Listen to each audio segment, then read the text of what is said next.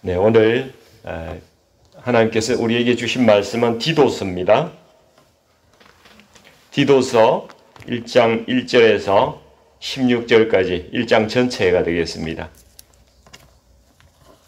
제가 가진 신약 성경에 348면점에 있습니다. 네, 성경을 찾으신 줄 알고 디도서 1장을 같이 합독하겠습니다. 하나님의 종이요 예수 그리스도의 사도인 나 바울이 사도된 것은 하나님이 택하신 자들의 믿음과 경건함에 속한 진리의 지식과 영생의 소망을 위함이라. 이 영생은 거짓이 없으신 하나님이 영원 전부터 약속하신 것인데 자기 때에 자기의 말씀을 전도로 나타내셨으니 이 전도는 우리 구주 하나님이 명하신 대로 내게 맡기신 것이라. 같은 믿음을 따라 나의 참 아들 된 디도에게 편지하노니 하나님 아버지와 그리스도 예수 우리 구주로부터 은혜와 평강이 내게 있을지어다. 내가 너를 그레데에 남겨둔 이유는 남은 일을 정리하고 내가 명한 대로 각 성에 장로들을 세우게 하려 함이니 책망할 것이 없고 한 아내의 남편이며 방탕하다는 비난을 받거나 불순종한 일이 없는 믿는 자녀를 둔 자라야 할지라.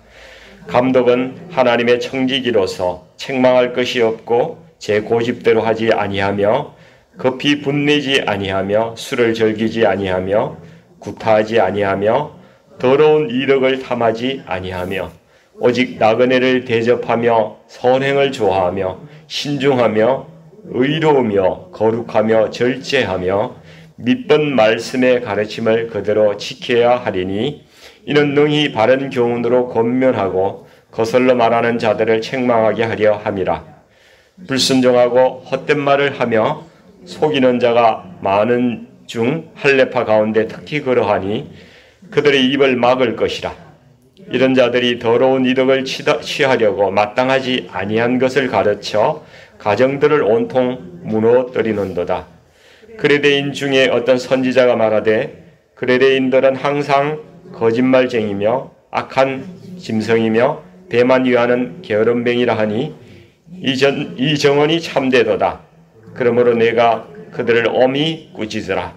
이는 그들로 하여금 믿음을 온전하게 하고 유대인의 허탄한 이야기와 진리를 배반하는 사람들의 명령을 따르지 않게 하려 함이라.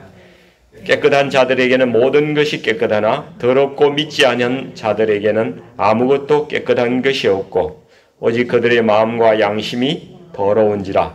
그들이 하나님을 시인하나 행위로는 부인하니 가정한 자여 복종하지 아니하는 자여 모든 선한 일을 버리는 자니라. 아멘. 좀 긴 본문이기도 한데요. 이 제목으로 바른 교훈, 거짓 교훈이라는 제목으로 말씀을 나누도록 하겠습니다. 오늘부터 이제 디도서를 시작하는데요. 먼저 디도는 어떤 사람일까요? 궁금하시죠?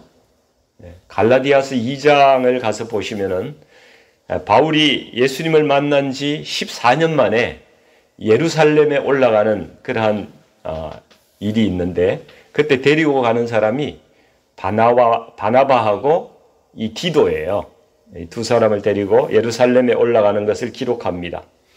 그리고 이 디도가 헬라인이라고 이야기를 해요. 이 디도는 아마도 그 안디옥에서 이 바울을 만났던 그 사람 같습니다. 오늘 본문 1장 4절에도 디도를 소개할 때 바울이 나와 같은 믿음을 따라 나의 참된 아들 된 디도라고 이렇게 소개를 하고 있습니다. 이 바울이 아들이라고 부르는 사람이 두 사람이 있어요. 한 사람은 누굴까요? 네, 그렇습니다. 디모데하고 디도, 이 두 사람이에요. 이들은 바울이 양성한 정말 젊고 훌륭한 목회자들이었어요. 이 좋은 목회자가 배출되는 것은 굉장히 사실 중요한 거죠. 많은 사람들을 이 구원으로 이끄는 아주 그런 일을 할 수 있는 것이죠. 요즘 신학교 가는 사람들이 점점 줄어든다고 그래요. 좋은 목회자가 이렇게 하나님께서 그럼에도 불구하고 예비하실 줄 믿습니다. 우리 청년부하고 유스에서도 우리 주님을 사랑하는 젊은이들이 참 많이 있다 이런 생각이 들어요. 예배가 뜨겁고 기도가 참 뜨거운 아이들이 있어요. 그래서 이 아이들 중에서 정말 그 디모데와 디도 같은 목회자들이 나올 수 있도록, 빌리 그레함 같은, 마틴 로이드 존스 같은 이런 대설교가가 나올 수 있었으면 좋겠다. 이런 생각을 하고 우리가 또 지원해주고 기도해줘야 될 줄 믿습니다. 오늘 그 1절에서 3절까지 보면은 바울이 예수님이 전하라고 하신 그 복음을 소개하는데요. 바울 서신은 항상 그 바울이 시작할 때 자기의 사명을 명확하게 소개해요. 그것이 복음을 전하는 일입니다. 그 1, 2절 말씀을 같이 한번 읽어볼게요. 하나님의 종이요 예수 그리스도의 사도인 나 바울이 사도된 것은 하나님이 택하신 자들의 믿음과 경건함에 속한 진리의 지식과 영생의 소망을 위함이라. 이 영생은 거짓이 없으신 하나님이 영원저부터 약속하신 것이라고 이렇게 이야기를 하죠. 이 복음의 내용을 보니까 첫째가 뭔가 하면 믿음이라고 그래요.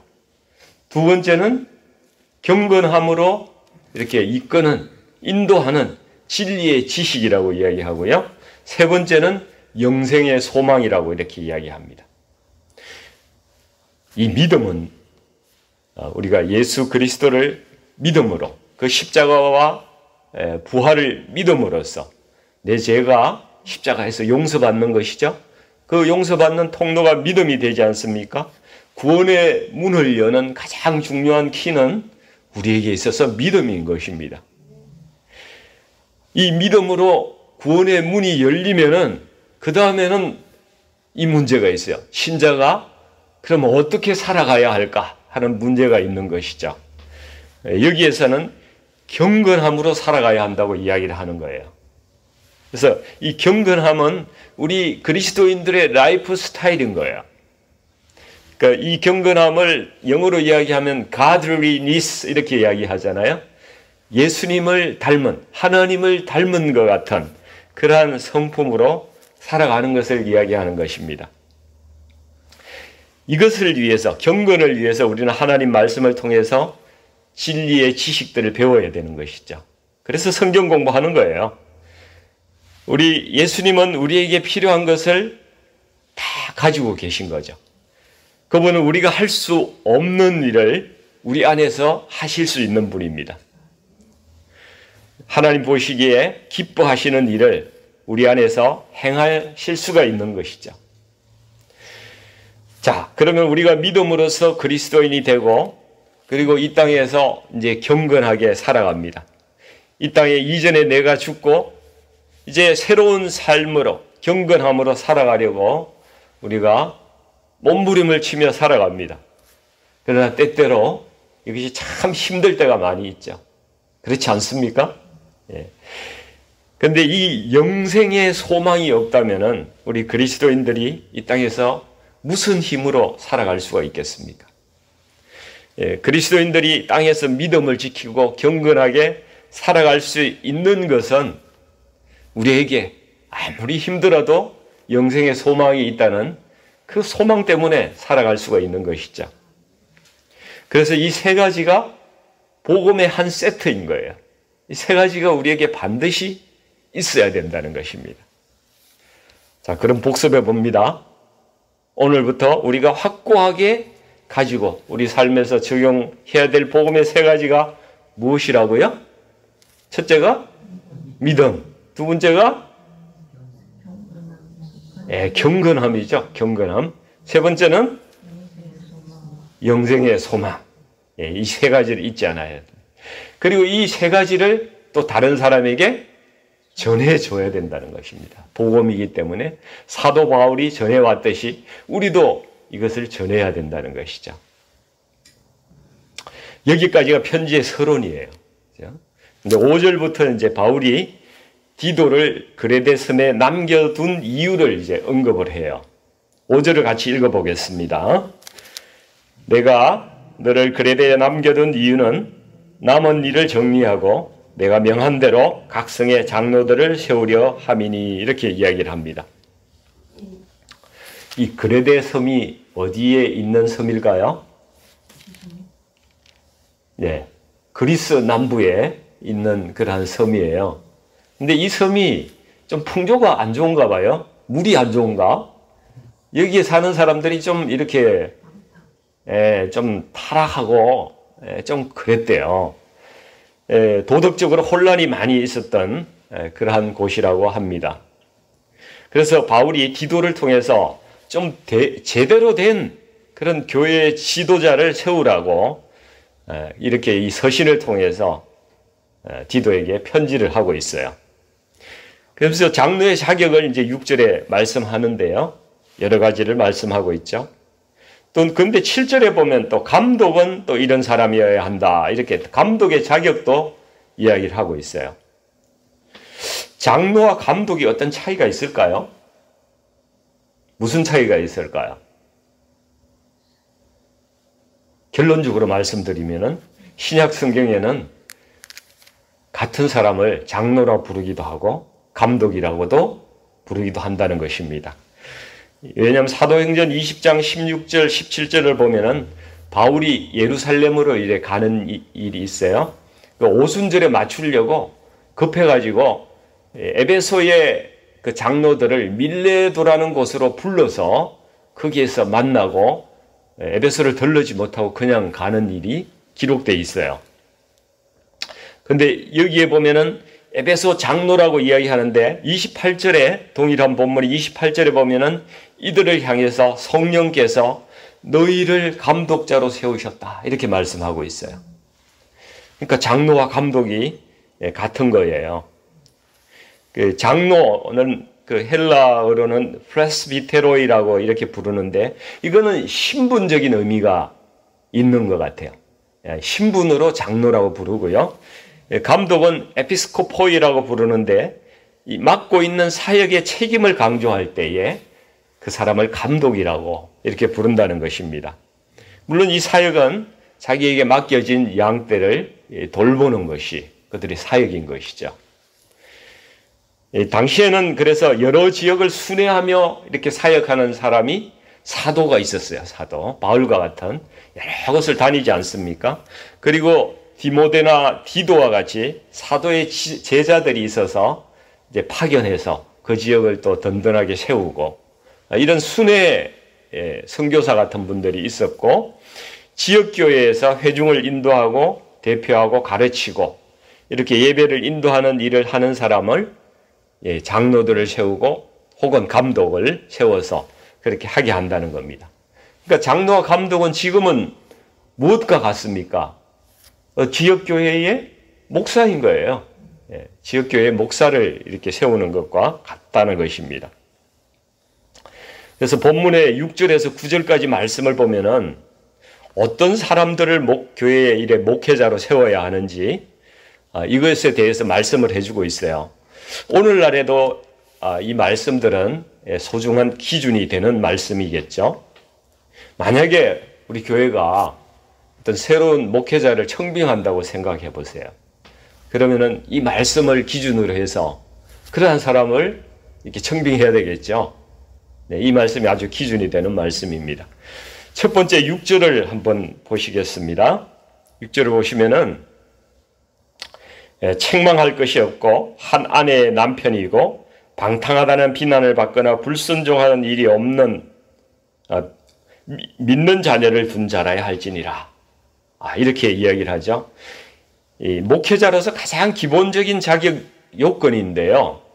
목회자는 사회적으로 다른 사람에게 도덕적인 어떤 비난을 받아서는 안 된다는 것입니다. 그리고 책망을 받는 사람은 안 되겠죠. 그 다음에는 가정을 보라는 것입니다. 그래서 일부 일체의 건전한 그 결혼 생활을 하고 있는 사람인지, 여자 문제를 일으킨 그런 전력은 없는 사람인지, 그리고 자녀들을 믿음으로 잘 키웠는지, 이 가정 생활이 건전하고 바른 관계에 있는지 보아야 한다는 겁니다. 이게 목회자로서의 베이직이라는 거예요. 베이직. 그 중국의 수신제가 치국평천하 뭐 이런 이야기 하지 않습니까? 먼저 내 몸을 가다듬고 그 다음에 집을 바르게 하고 그 다음에 나라를 다스리고 그 다음에 세상을 이렇게 다스리는 거죠. 이거의 진리하고 꼭 같은 것 같습니다.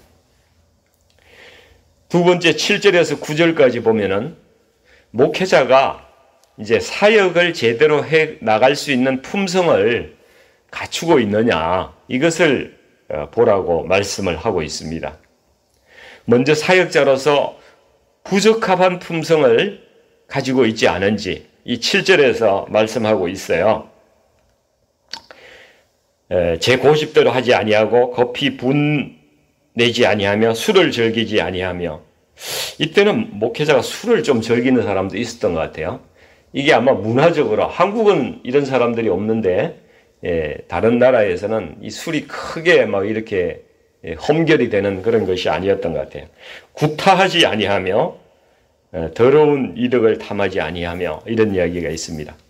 그러니까 이게 같이 있던 목회자로 사역을 하려면 고집이 세가지고 자기 마음대로 하려는 어떤 독불장군 같은 이런 사람은 안 된다는 거예요. 그 다음에 성품이 좀 미성숙해서 자기 절제가 안 되는 사람들, 이런 사람이 들어있죠.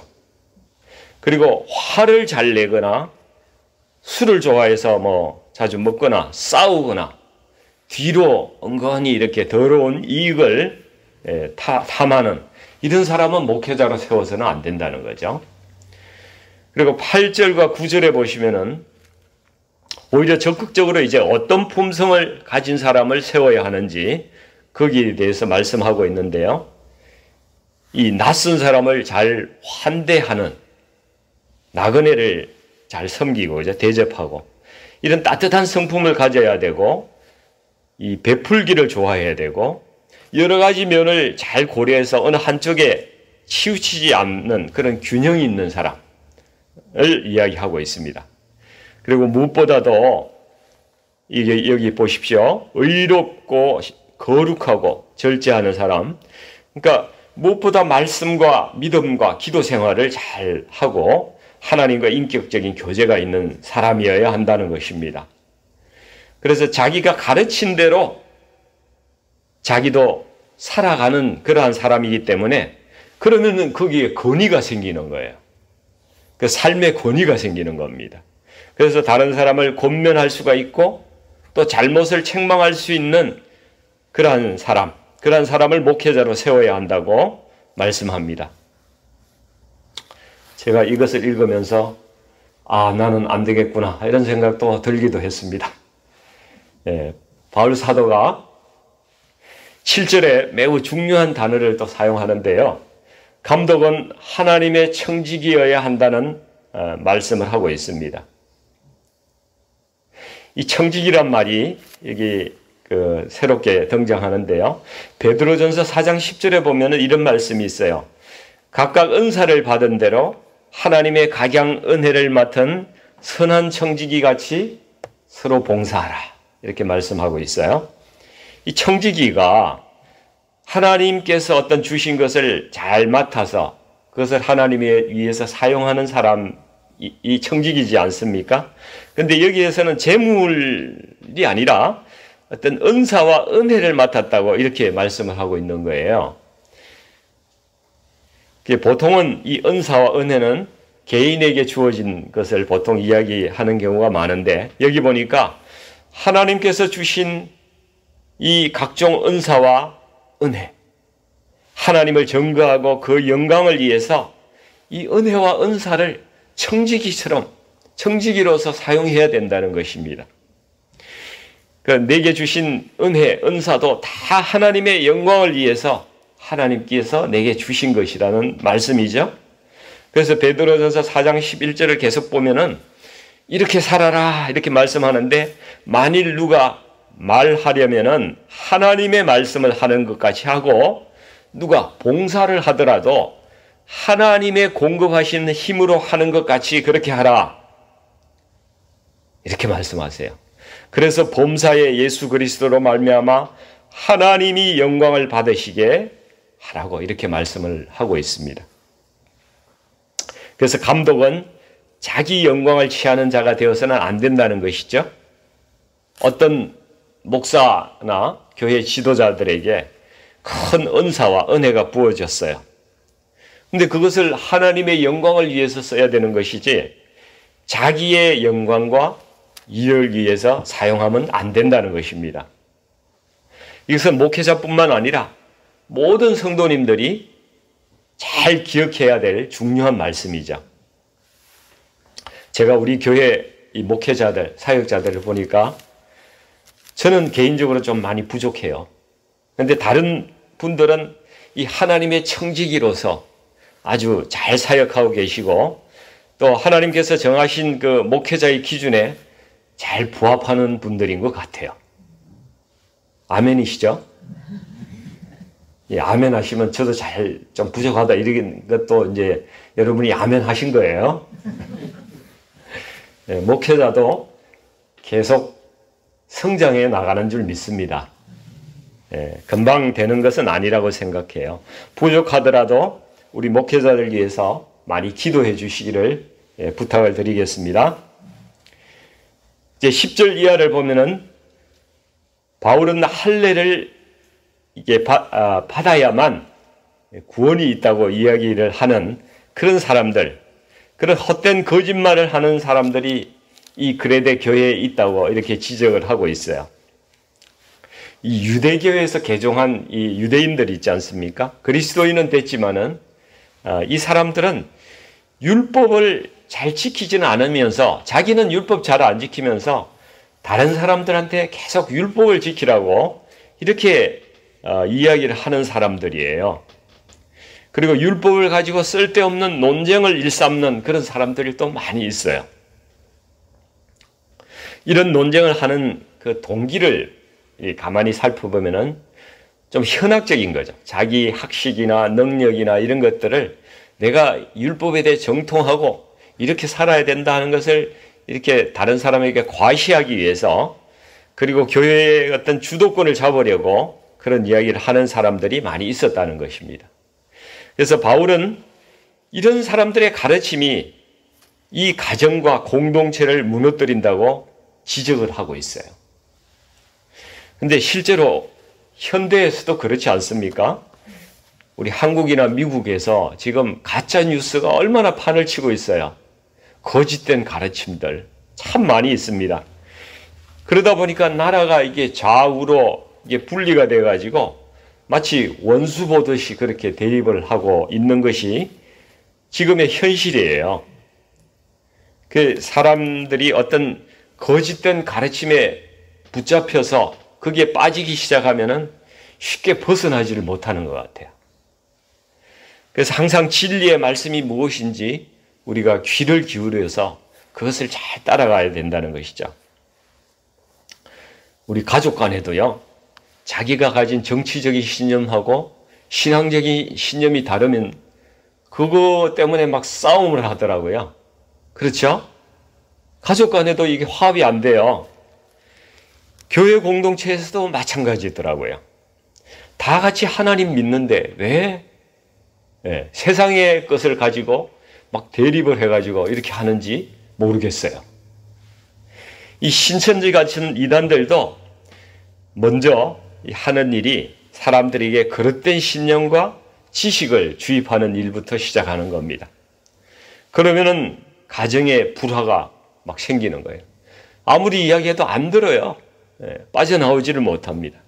그리고 교회가 갈라서게 되죠. 그래서 이단들이 이 가정이나 교회의 대립을 유도하고 교회를 결국 분열시켜서 나중에 그 교회를 장악하는 일들이 지금 많이 생기고 있습니다. 바울이 디도에게 이런 자들이 교회에서 가르치지 못하도록 그들의 입을 막으라고 이렇게 권면하고 있는 것입니다. 요즘 유튜브에도 보면은 어떤 사람들이 새로운 막 것을 아주 자극적인 것을 들고 나와서 막 가르쳐요. 가르치면서 2000년 만에 밝혀진 비밀이라고 내가 이것을 발견했다고 이렇게 이야기하면서 그런 분들이 있더라고요. 이런 사람들을 조심해야 됩니다. 함부로 따라가서는 안 되는 것이죠.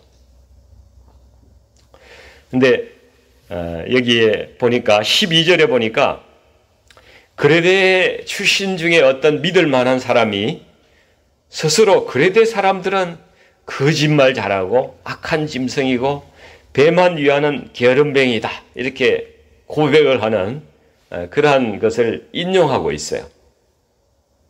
이 그레데 사람들의 특성으로 인해서 이 이단들이 이 교회에서 설치기가 참 좋은 그런 분위기인 것이죠.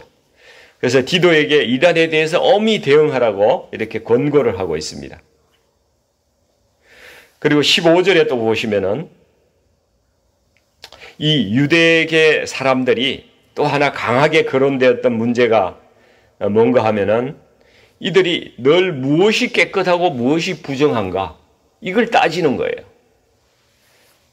예를 들자면은 이런 거예요. 이방인이 부정한 돼지고기를 이 구웠던 불판에다가 유대인들이 고기를 구워서 먹어도 되는가? 어떻게 생각하세요? 이런 거 가지고 막 멈추지 않는 거예요, 논쟁이. 쓸데없는 논쟁을 며칠씩 이렇게 하는 겁니다. 바울은 이런 것들은 참다운 정결과는 아무 관계가 없다. 믿음과 아무런 관계도 없고 참다운 정결도 아니다. 하나님이 지으신 모든 것이 선하기 때문에 감사함으로 받으면은 다 정결한 거야. 그래서 정말 더러운 것은 내 속에 있는 네 마음과 그 양심이 더러운 것이다. 이렇게 오늘 말씀에 정리를 해주고 있습니다. 그리고 이 마지막 절에 이 거짓 교사들이 이 사람들의 핵심적인 문제가 바로 마지막 절에 나오는데요. 마지막 16절을 한번 같이 읽어보겠습니다. 그들이 하나님을 시인하나 행위로는 부인하는 자니 가정한 자요 복종하지 아니하는 자요 모든 선한 일을 버리는 자니라. 이 거짓 교사들의 믿음은 입으로는 하나님을 시인하면서도 그에 따르는 선한 행위가 전혀 없다는 것입니다. 근데 가만히 생각해 보니까 나도 그런 것 같아요. 여러분 그렇지 않습니까? 입으로는 막 하나님 믿는다고 그러는데 행동은 하나님이 기뻐하시는 일을 하는 것이 아니라 자기 중심적이고 자기 영광을 위해서 사는 사람들이 지금 이 시대에도 너무나 많다는 것을 이 말씀을 보니까 그렇게 느끼게 되는 거예요. 중요한 것은 말이 아니라 이 경건함을 실천하는 능력이라는 것입니다. 그렇죠? 우리도 신앙생활을 하면서 사실 이 율법과 은혜라는 이 주제를 가지고 그 두 가지를 다 같이 이렇게 하면서 살아가고 있다는 사실을 아십니까? 율법은 구약에서만 하는 것이 아니라 지금도 우리에게도 율법이 있다는 것이에요. 예를 들면 주일에 예배드리고 11조하고 성경 읽어야 되고 기도해야 되고 가급적이면 새벽 기도에 나오라고 그러고 막 봉사하라고 그러고 그죠? 이런 의무가 아닌 의무들이 우리에게도 있습니다. 율법 아닌 율법들이 있다는 것입니다. 어떤 사람들은 교회 생활이 이런 걸 가지고 너무 율법적이야 이런 생각을 할 수도 있다는 것이죠. 그런데 이런 일들을 내 힘으로 하려고 한번 생각해 보십시오. 얼마 동안은 주위의 관계도 있고 뭐 다른 사람들, 목회자들 눈치도 좀 보면서 열심히 이렇게 하다가 결국은 지쳐가지고 나가 떨어집니다. 그래서 연말이 되면은 우리 성도님들 중에 이런 분들 꼭 계세요. 저는 너무 지쳤습니다. 내년에는 모든 사역을 내려놓고 좀 쉬고 싶습니다. 그렇지 않습니까? 꼭 이런 분들이 나옵니다. 누가 한 분이 굉장히 웃고 계세요. 근데 이런 분들에게 십자가의 은혜가 부어지면요, 이런 일들이 힘들지 않다는 것이에요. 네, 힘들지 않다는 것입니다. 내 힘으로 절대로 안 되는 가장 어려운 게 뭐예요? 이웃 사랑하는 거죠. 이웃 사랑하는 거. 그 어려운 이웃을 사랑하는 그 일도 하나님의 은혜가 부어지니까 가능하더라는 것입니다. 교회를 섬기는 것이 짐이 아니더라는 것입니다.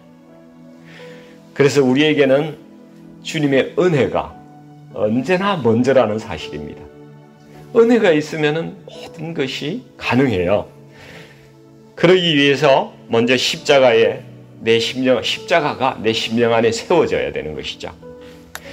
내 안에 성령님께서 일하시도록, 그 성령님이 일하시도록, 그분이 거룩한 하나님의 임재로 내 안에 오시도록, 그리고 주의 사랑에 매인 그러한 그리스도인이 우리가 되어야 된다는 것입니다.